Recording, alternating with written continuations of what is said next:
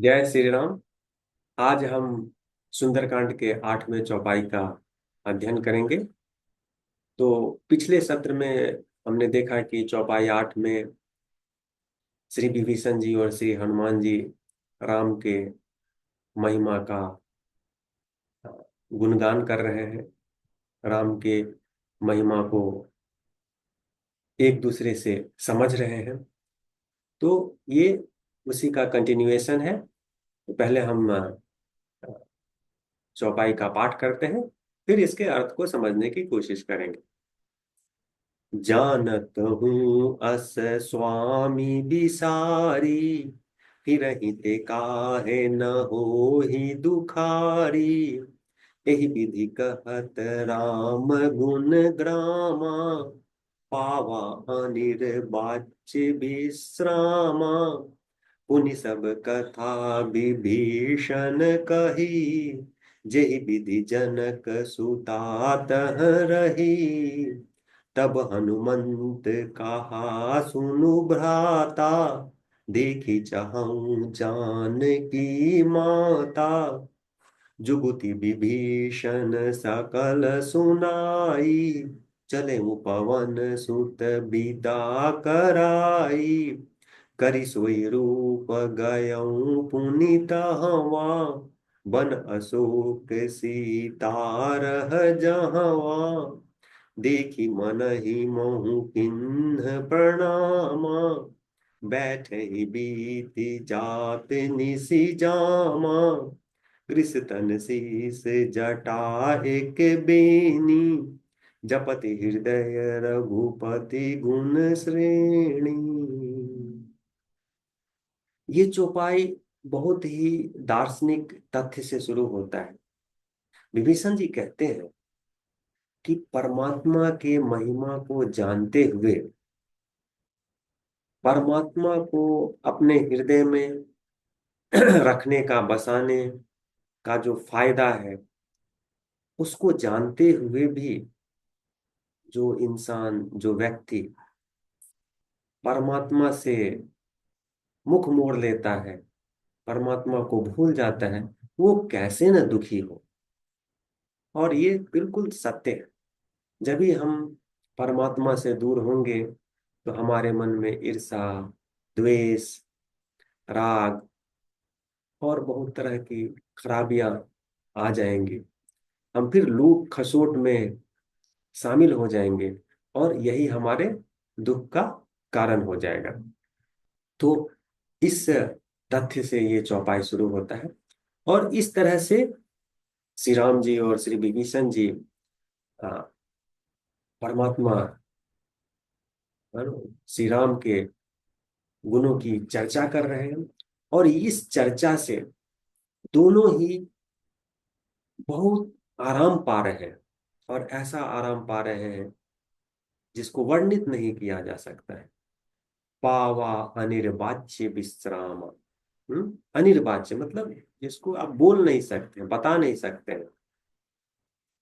और फिर विभीषण जी माता जानकी की स्थिति के बारे में, वो लंका में कैसे रह रही हैं, क्या तकलीफ झेल रही हैं, और रावण उन्हें कैसे परेशान कर रहा है, इन सारी बातों से श्री हनुमान जी को अवगत कराते हैं।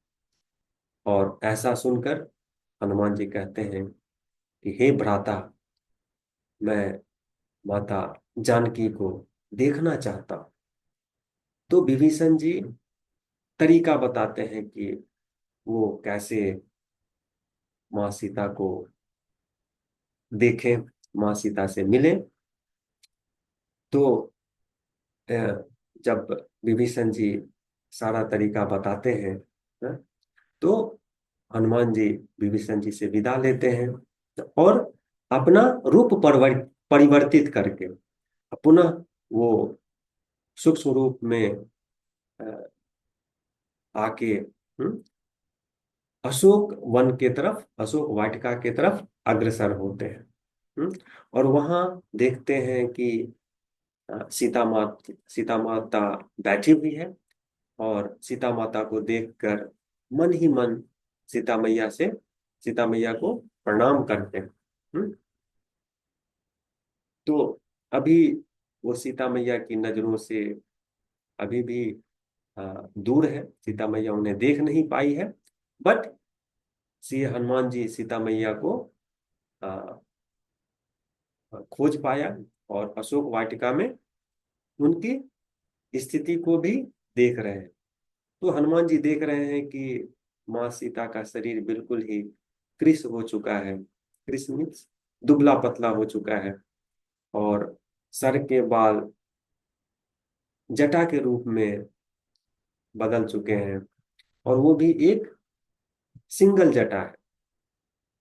और इस स्थिति में माँ सीता श्री राम के गुणों को गा रही है, श्री राम को याद कर रही है। कृष तन शीस जटा एक बेनी, जपति हृदय रघुपति गुण श्रेणी। अब हम दोहे का पाठ करते हैं। निज पद नयन दिए मना, राम पद कमल लीन, परम दुखी भा पवन सुत, देखे जान की दीन। माँ सीता अपने नजरों से अपने पैर को देख रही है, और वो खोई हुई है।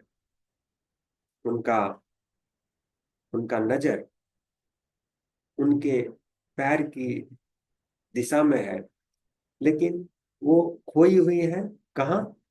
श्री राम जी के याद में, श्री राम जी के ध्यान में वो खोई हुई है। और माँ सीता का ये हालत देख के श्री हनुमान जी बहुत दुखी हो जाते हैं। ऐसे ये खंड का अंत होता है। तो इस चौपाई से हमें सीख क्या मिलती है? इस चौपाई से सीख हमें चौपाई के पहले अ, पहले वाक्य से, पहले सेंटेंस से ही मिल जाती है। जानत हूं अस स्वामी बिसारी, फिर ही ते काहे न हो ही दुखारी।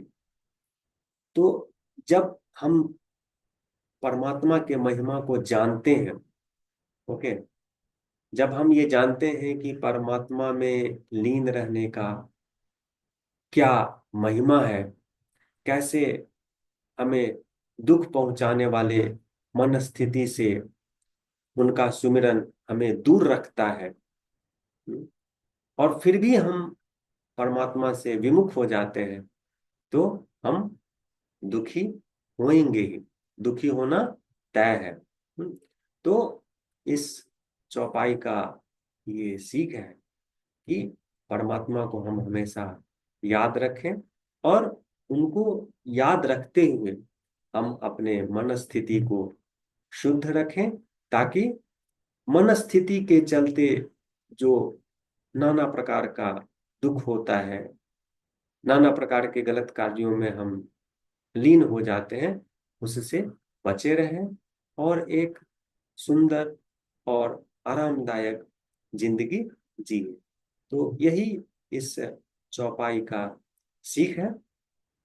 अगले सत्र में हम चौपाई 9 का पाठ करेंगे, और उससे सीख लेंगे। धन्यवाद।